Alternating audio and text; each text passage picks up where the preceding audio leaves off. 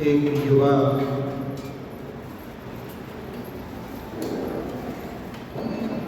देखता है कि कोई दरवाजा खटखटा रहा है। अर्धरात्रि का समय,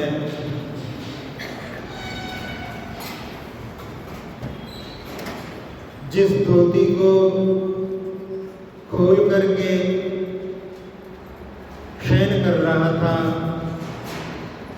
उठ करके उसको लपेट करके दरवाजा खोलता है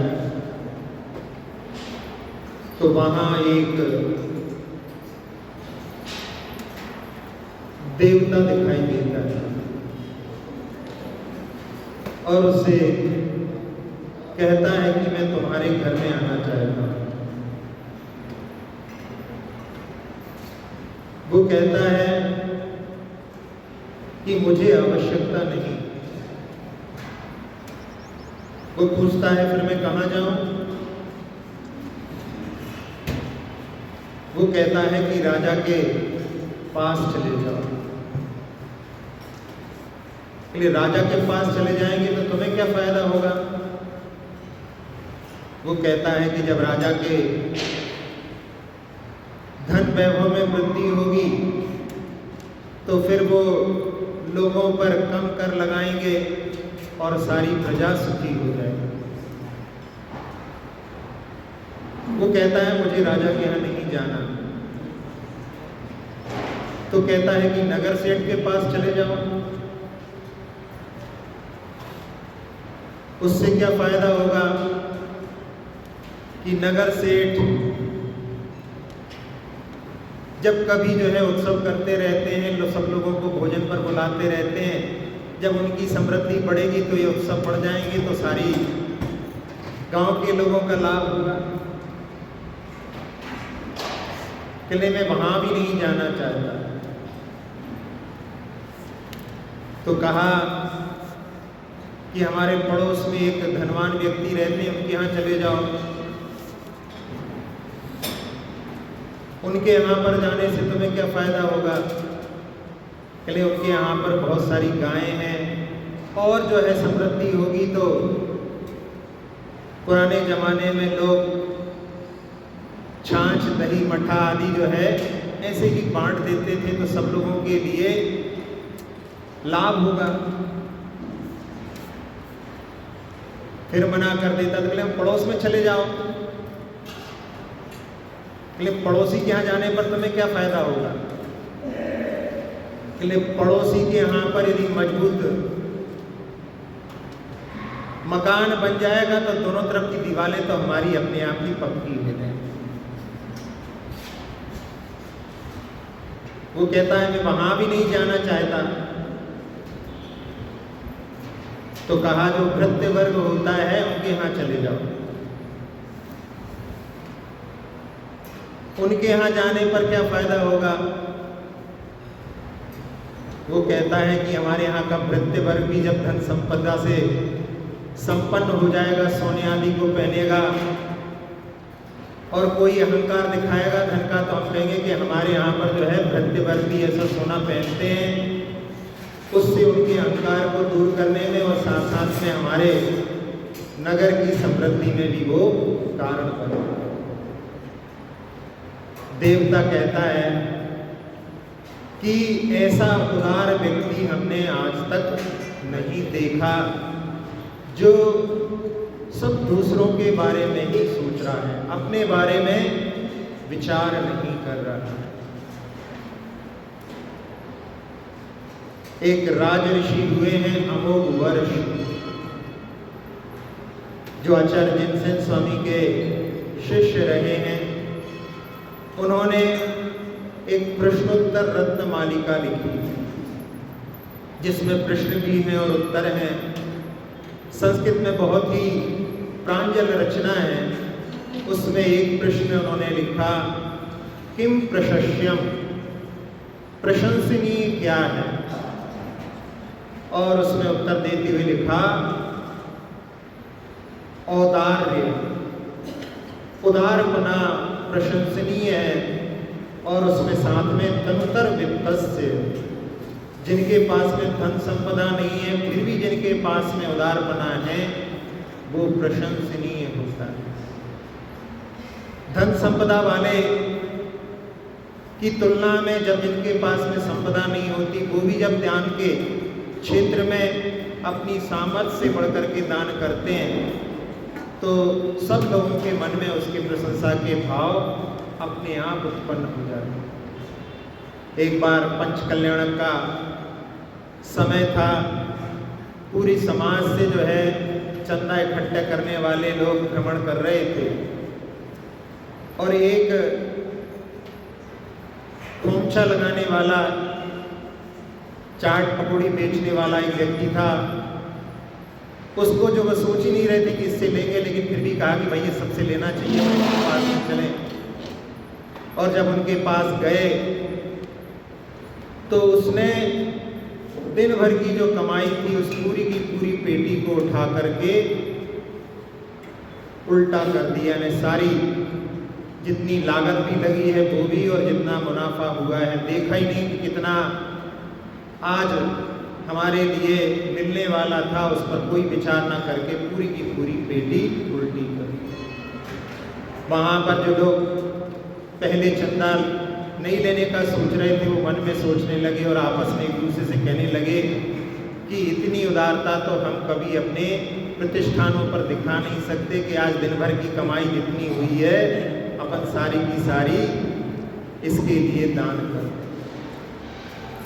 तो प्रशंसा उदारता की अवश्य होती है और उदारता जहाँ पर जब धन ज़्यादा नहीं होता उस समय में ज़्यादा होती है और आगे आगे बढ़ते बढ़ते उदारता में कमी क्यों आ जाती है, इस पर भी यदि विचार करें तो उदारता के गुणों से धनाढ्य होने के बाद में भी व्यक्ति सुसज्जित रह सकता है। एक व्यक्ति की जब सर्विस लगी, प्रारंभिक समय था तो उसको 1200 रुपये महीने में काम करना पड़ा। जिस दिन उसको तनख्वाह मिली उस दिन उसको कि हमें पहली बार तनख्वाह मिली है, कुछ दान करना चाहिए, तो उसने 100 रुपये दान कर दिए। 2 साल बाद उसकी तरक्की हुई, 3000 रुपये उसको मिले। उसने फिर सोचा कि अब फिर दान करना चाहिए तो फिर 100 रुपये निकाले। अब सोचता है कि पैसे तो यहाँ पर बढ़ गए हैं लेकिन दान करने की क्षमता क्यों कम हो रही है। पहले 8% दान किया था, 2% दान कर रहे हैं,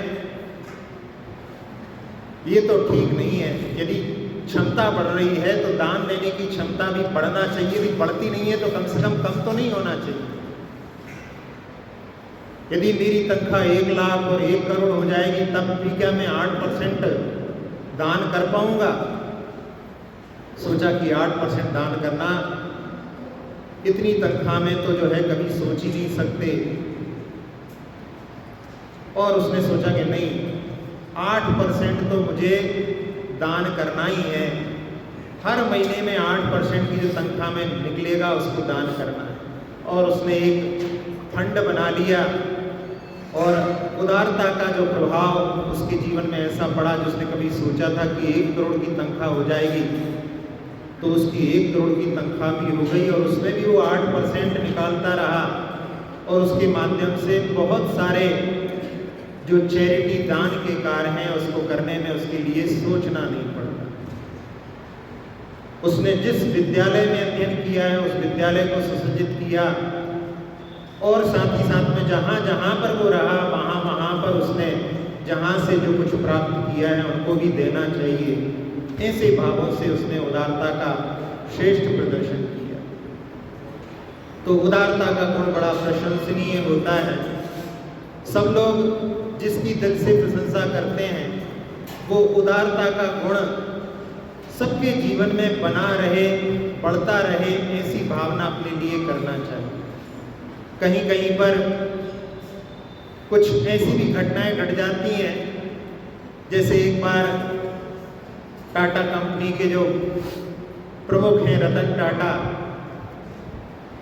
एक बार उन्होंने टैक्सी में, कभी कभी वो टैक्सी में भी चले जाते हैं, और एक बार टैक्सी में बैठ करके जब गंतव्य स्थान पर पहुंचे और हाथ डाला जेब में तो कुछ भी पैसे नहीं,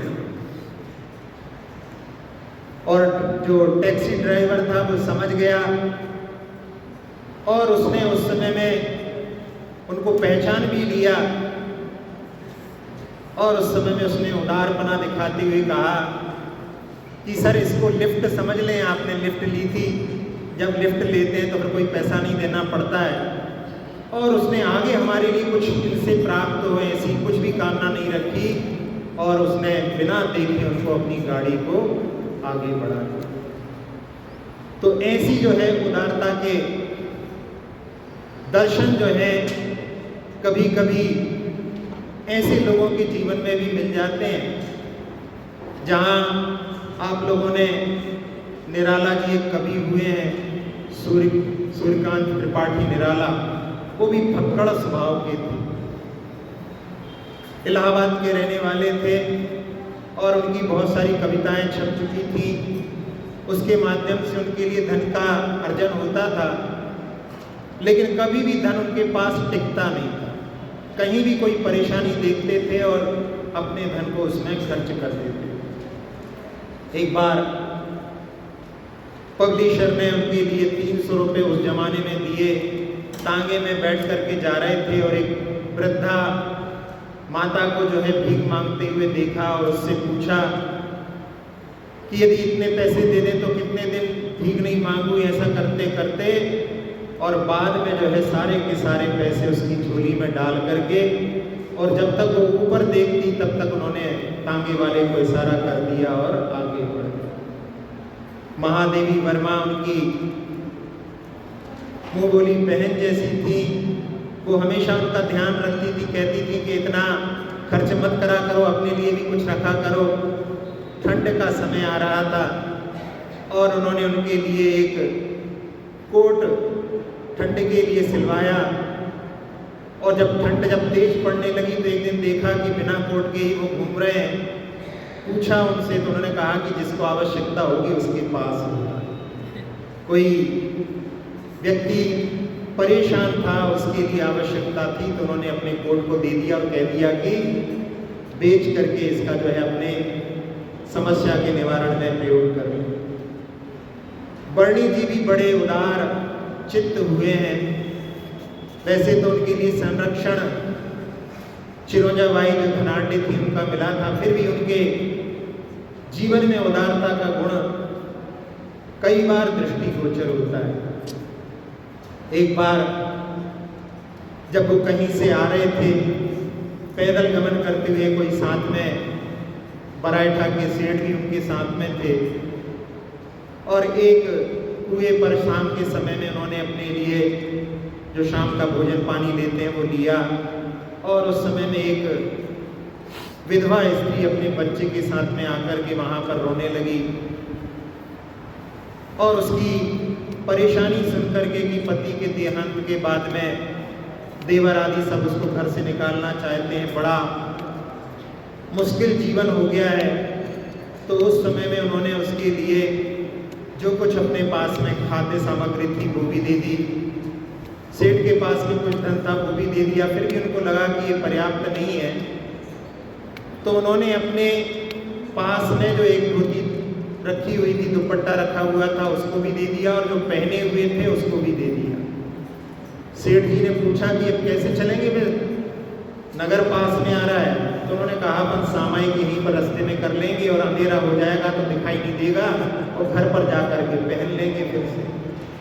ऐसा उनका उदारता का गुण था। उदारता के गुण से सभी लोग प्रभावित होते हैं, और उदारता के गुणों को जब सब लोग प्रभावित होते हैं, केवल प्रभावित करने के लिए नहीं, लेकिन मन में जहाँ कहीं भी किसी की परेशानी हो उसको दूर करने का भाव तो प्रत्येक जीव के मन में उत्पन्न होना चाहिए, क्योंकि उसी के माध्यम से करुणा के दर्शन होते हैं। एक जगह पर जहाँ पर एक व्यक्ति बीमार पड़ा हुआ था और उसके इलाज के लिए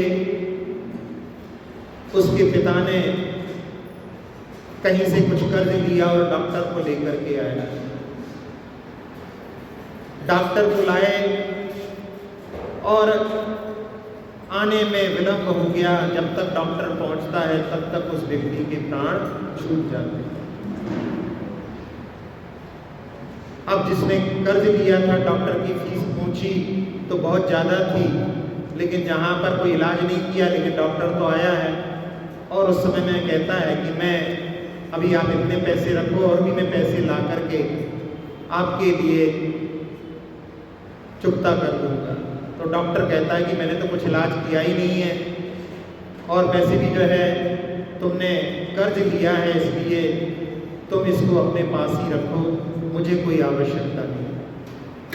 बस जिस रिक्शे में अपन आए हैं उस रिक्शे वाले का जरूर चुकता करो।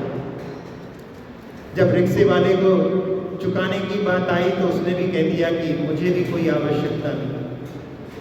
डॉक्टर साहब कहते हैं कि भाई हमारे पास यदि नहीं आएगा तो हमें कोई दिक्कत नहीं आएगी, लेकिन तुम्हारे लिए तो इसके माध्यम से परेशानी हो सकती है। तो उस समय में वो डॉक्टर से कहता है कि आप भले ही छोड़ने आपको परेशानी नहीं आए, लेकिन ऐसी स्थिति को देख करके यदि मैं उससे कुछ स्वीकार करता हूँ तो मेरा मन इसके लिए तैयार नहीं। तो ऐसी उदारता के गुण जो हैं, अपन जब दृष्टिगोचर होते हैं तो मन में प्रशंसा के भाव उत्पन्न हुए बिना नहीं रहते। जहाँ आप लोगों ने सुना होगा कि एक मध्य प्रदेश में जबलपुर नगर में एक पिसनहारी की मड़िया का, जहाँ पर एक वृद्धा महिला ने चक्की चला चला करके उससे पीस करके लोगों के घर के अन्न को पीस करके अन्न का अर्जन किया और उसके अन्न को जो है पीस करके धन का अर्जन किया। और मन में भावना उसकी कि मैं एक मंदिर का निर्माण कर रहा हूँ। मड़िया छोटा सा, क्योंकि बड़ा तो नहीं बना सकते, लेकिन मड़िया बनवाएंगे, ऐसा जो है उसके मन में भाव था। और अपने मटके में वो जो है जो भी धन अर्जन होती थी अपने खर्च के अलावा, और खर्च भी जो है नाम मात्र का करती थी, उस पात्र में वो एकत्रित करती जाती थी। एक बार ऐसा हुआ कि उसकी मटकी को एक चोर चुरा करके ले गया। उस समय में उसके मन में आए कि मैंने तो जिस लक्ष्य के लिए सोचा था अब वो मैं कैसे पूर्ण करूंगी, लेकिन फिर मन में सोचा कि हो सकता है इससे भी ज़्यादा कोई ज़रूरी काम उसके लिए हो, और इसलिए वो ले गया हो। तो उसके प्रति भी अपने मन में विद्वेष का भाव ना रख करके वो सामान्य से अपने जीवन को व्यतीत करने लगे। लेकिन कुछ दिनों के बाद में देखा कि वो मटका पुनः जो है उसके स्थान पर आ गया, और उसने सोचा कि जो लक्ष्य मैंने ठाना है उसके लिए उसके मन में भी परिवर्तन आ गया। उसने भी जो है इसको वापस कर दिया। कई बार चोरों के भी हृदय परिवर्तित हो जाते हैं। कुछ दिनों पहले एक लामटा नाम का एक मध्य प्रदेश में ही एक जगह है, वहाँ पर एक चोर ने मंदिर में, जैन मंदिर में ही चोरी की। छत्र छवर आदि सब लेकर के गया और 2-4 दिन के बाद में मंदिर के पास ही बाहर कहीं पर उसको छोड़ करके चला गया, और साथ में एक पत्र भी लिख गया। उस पत्र में उसने लिखा कि जब से मैंने इस मंदिर में चोरी की है मेरे ऊपर बहुत सारी आपत्तियां ऐसी आती गई, इसलिए मैंने समझा कि ये मैंने बहुत खराब काम किया है और मैं ये सब संपत्ति यहाँ पर बाहर छोड़ करके वापस जा रहा हूँ।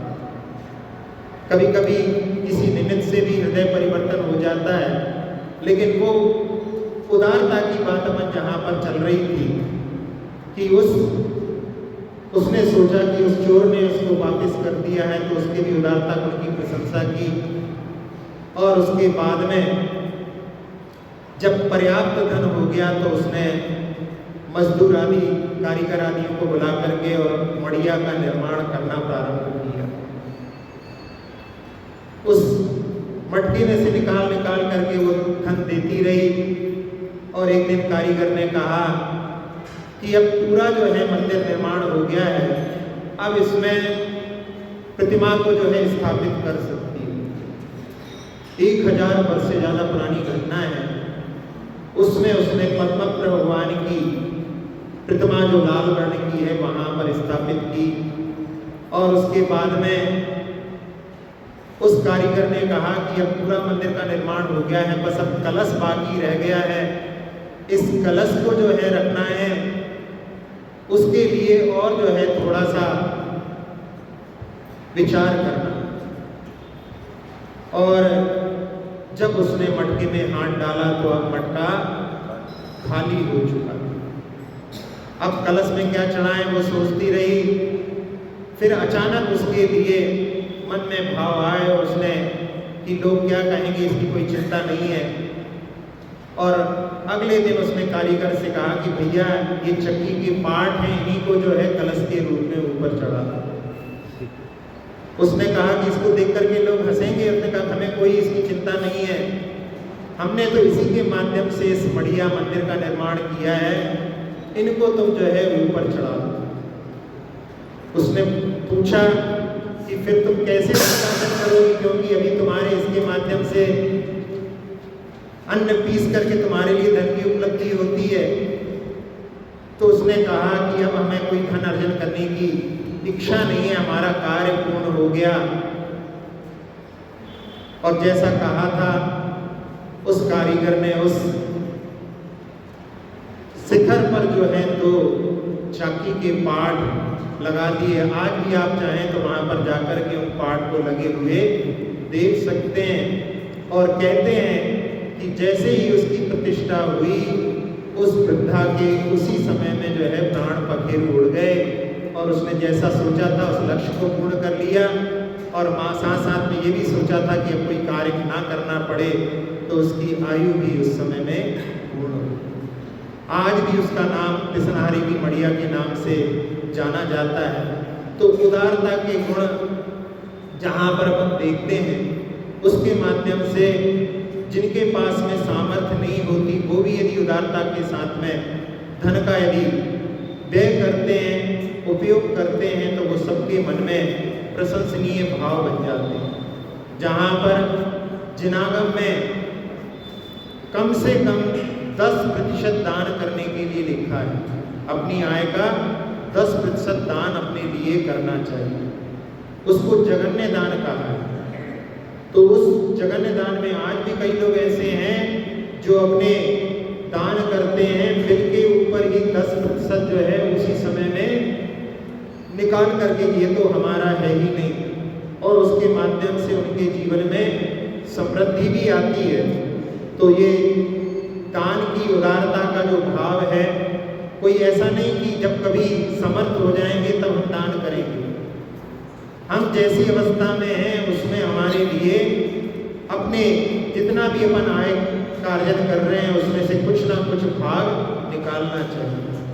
आप लोगों ने सुधा सागर जी महाराज के मुख से उदाहरण सुना होगा कि जहाँ पर एक व्यक्ति जिसके पास में विवाह के योग्य जो बेटियां हैं और कोई भी धन का साधन नहीं है, आचार्य जी के पास में आया और आचार्य जी ने उससे कह दिया कि दान करो। जहाँ पर सुधा सागर जी महाराज ने सुना और उन्होंने जाकर के आचार्य जी से पूछा, तो उन्होंने कहा कि भोगो दानात आचार्य समंतभद्र स्वामी के शब्द हैं। भोगों की प्राप्ति जो है दान के माध्यम से होती है। और उस समय में उसके लिए प्रेरणा प्राप्त हुई। उसने अपनी सामर्थ्य में जितना भी जैसा बना, भले ही हम उसमें पूरी तरह से सहयोग नहीं कर सकते, लेकिन कुछ आंशिक रूप से तो किसी सहयोग में रह सकते हैं। और उसने अपने जीवन में उसका पालन किया और उसके माध्यम में कहते हैं कि थोड़े ही दिनों में उसकी जो भी समस्याएं थी सब सुलझती गईं। और वो कुछ सालों के बाद में जब दर्शन करने आया तो 4 व्हीलर में दर्शन करने के लिए वहाँ पर पहुँचा। तो दान के माध्यम से जीवन में परिवर्तन होता है। एक व्यक्ति जो कि एयरपोर्ट पर जहाँ किताबें आदि बेचने का कार्य करता था, ज़्यादा धनाढ्य नहीं था। और बिल गेट्स, आप लोगों ने नाम सुना होगा, जो दुनिया के नंबर 1 धनाढ्य पहले रह चुके हैं। परिवर्तन तो होता रहता है। तो वो एयरपोर्ट पर जो है न्यूज़पेपर लेने के लिए गए, और जब उस न्यूज़पेपर को लिया तो उसके पैसे चुकाने के लिए उनके पास में खुले पैसे नहीं थे। तो उस व्यक्ति ने कह दिया कि आप ऐसे ही ले जाओ। तो उन्होंने नानो करके तो उन्होंने कहा कि इसमें हमें घाटा नहीं होगा, मैं अपने फ़ायदे को आपसे शेयर कर रहा हूँ। कुछ प्रतियाँ हमारे लिए ऐसी प्राप्त हो जाती हैं, यदि बिक जाती हैं तो हमें एक्स्ट्रा पैसा मिल जाता है, यदि नहीं भी बिकती हैं तो हमारा उसमें घाटा नहीं होता, इसलिए आप इसको ले जाएं। कुछ महीने के बाद में फिर वैसी ही घटना दोबारा घटी, और फिर जो है बिल गेट्स को उसने जो है इसी प्रकार से दूसरी बार भी पेपर दे दिया। इसके 19 साल के बाद में वो जब दुनिया के सबसे बड़े आदमी बन गए, तो एक दिन उनको पेपर को देख करके जिसने उनको 2 बार फ्री पेपर दिया था उसकी याद आई, और उन्होंने बहुत याद किया, क्योंकि 19 साल का समय बहुत लंबा होता है। फिर उनको स्मरण में आ गया और वो उसके पास में पहुंच गए, और पहुंच करके उससे कहा कि मुझे पहचानते हो? तो उसने कहा, हाँ आपको मैं जानता हूँ, आप दुनिया के नंबर 1 आदमी हैं, और कभी पूर्व में मेरे साथ भी आपका कोई संबंध रहा है। तो उन्होंने कहा कि हाँ, मैंने तुमसे पेपर लिया था और तुमने जो है पैसे नहीं दिए। अब मेरे मन में ऐसी भावना है कि तुम मांगो, तुम्हारे लिए क्या चाहिए। और उस समय में वो व्यक्ति कहता है कि आप इस समय में हमारे लिए कुछ भी दे दें, लेकिन जिस समय में मैंने आपके लिए पेपर दिया था वो उससे बढ़कर के नहीं हो सकता। बिल गेट्स ने मन में सोचा कि वास्तव में जब इसकी सामर्थ्य नहीं थी, इसने जो दिया था, और मेरी सामर्थ्य होने के बाद में यदि मैं कुछ देता हूं तो इससे बढ़कर के नहीं हो सकता।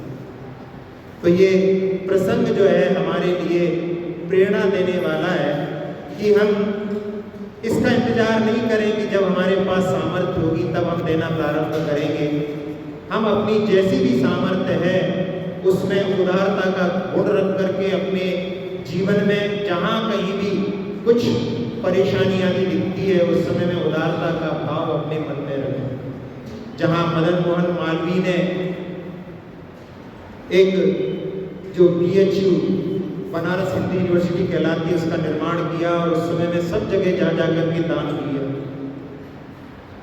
और उसके लिए कई ऐसे भी लोगों ने दान दिया जिनकी सामर्थ्य नहीं थी। जब उन्होंने उसके लिए प्रेरणा दी तो उस समय में एक व्यक्ति ने अपने जीवन में पहली बार एक शर्ट सिलवाई थी, और जब उसने सुना तो उसने कहा कि आप यदि कल आते तो मैं इसके जो पैसे हैं वो दे देता, लेकिन मेरे मन में है कि आप कम से कम ये शर्ट को तो ले जाएं। जिसने जीवन में पहली बार अपने लिए कुछ लिया हो और उसको भी देने के भाव उसके वहाँ पर हो गए, तो उस समय में कहते हैं कि वहाँ पर उसकी बोली लगाई गई कि इसको कौन खरीदेगा, और वो बोली बहुत अच्छे पैसे में गई, और उन पैसों को वहाँ पर लिया। और जिस व्यक्ति ने बोली लगाई थी उसने भी कहा कि आप इसको जो है अपने यहाँ पर प्रदर्शनी में रखना कि एक ऐसे व्यक्ति ने भी दान किया। कहते हैं आज भी वहाँ पर वो रखी हुई है, और उसमें ये कि एक गरीब व्यक्ति के भी सहयोग के माध्यम से इस यूनिवर्सिटी का निर्माण हुआ। एक प्रोफेसर के भाव हुए, उनकी पत्नी ने अपने कंगन सोने के नए बनवाए थे और वो दान कर दिए, और दान कर दिए तो प्रोफेसर साहब ने कहा कि हमारी पत्नी ने ये जो कंगन दान किए हैं इनकी जो है संपत्ति आप ले लो, जितना पैसा लगता है कंगन हमारी पत्नी को वापस दे दो। और वो लेकर के चले गए, और पत्नी को जब पता पड़ा कि पति ने इतने पैसे दे दिए, कंगन वापस ले आए हैं, उसने कहा कि मैंने तो इनका त्याग कर दिया है, आप इनको पुनः दे करके आए। तो इस प्रकार से दुगना दान भी करने वाले ऐसे जो है उदारता का भाव दिखाने वाले। और इसी में एक दरभंगा नरेश, वैसे तो राजा हैं लेकिन छोटी रियासत के राजा इतनी सामर्थ्य नहीं होती, उन्होंने उस जगह के लिए बीएचयू के लिए 50,000 रुपये दान किए। और दान इकट्ठा करने के लिए सब जगह भ्रमण कर रहे थे और भ्रमण करते करते कश्मीर नरेश के पास में पहुंचे, जो कि बहुत बड़ी स्टेट थी, बहुत घनाट स्टेट थी। जब वहाँ के राजा ने बात आई तो उन्होंने कहा कि जितना इन्होंने दिया है उतना ही हम दे देते हैं। कई बार होता है ऐसा कि भैया इतना ही हम भी दे देते हैं, लेकिन अपनी सामर्थ्य तो देखो, कहाँ वो दरभंगा छोटी सी स्टेट और कहाँ कश्मीर स्टेट। और उस समय में मदन मोहन मालवीय के मन में ऐसा भाव आ रहा था, उनसे बोले कि ये तो बहुत कम है उसकी तुलना में। तो उन्होंने कुछ बोल नहीं पाले थे, तो दरभंगा नरेश ने उनको रोक दिया और उन्होंने कहा कि मैं 5 लाख रुपए दान देता हूँ। तो फिर कश्मीर नरेश को भी 5 लाख रुपए देना पड़े। उन्होंने 5,50,000 हो गए। सामर्थ्य नहीं थी इस स्टेट की, लेकिन फिर भी उन्होंने सामर्थ्य से बढ़कर के दूसरे को भी दान की प्रेरणा मिले, इस प्रकार से दान दिया। तो जहाँ राज ऋषि अमोघवर्ष के जो शब्द हैं कि किम प्रशस्यम औदार्यम, प्रशंसनीय संसार में क्या है, वो उदारता का भाव है। और उसमें भी साथ साथ में लिखा है तंत्र वित्तस्य, जिसके पास में सामर्थ्य नहीं होती वो सामर्थ्य से बढ़कर के यदि दान करता है तो वो सबका प्रशंसनीय होता है। जो प्रशंसनीय है मतलब सद्गुणों से भरा हुआ है। ऐसे सद्गुणों को सभी लोग अपने जीवन में प्राप्त करें, इसी भावना के साथ में। अक्षर पद मात्रा से दूषित वचन अगर नहीं रहे और प्रमाद कषाय के वश सम्यक अर्थ विलीन किए। जिन वाणी माता मेरी सब त्रुटियों को क्षमा करें, दे आशीष शीघ्र हम सबको केवल नदी रमा मिले। प्राप्त हमें हो बोधि समाधि परिणामों की शुद्धि हो, निज आत्म उपलब्ध हमें हो, शाश्वत सुख की सिद्धि हो।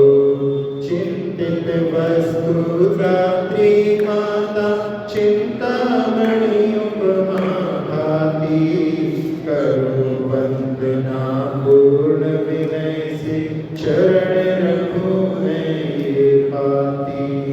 कर जिन वाणी ये स्तुति तन की ममता का महामंत्र का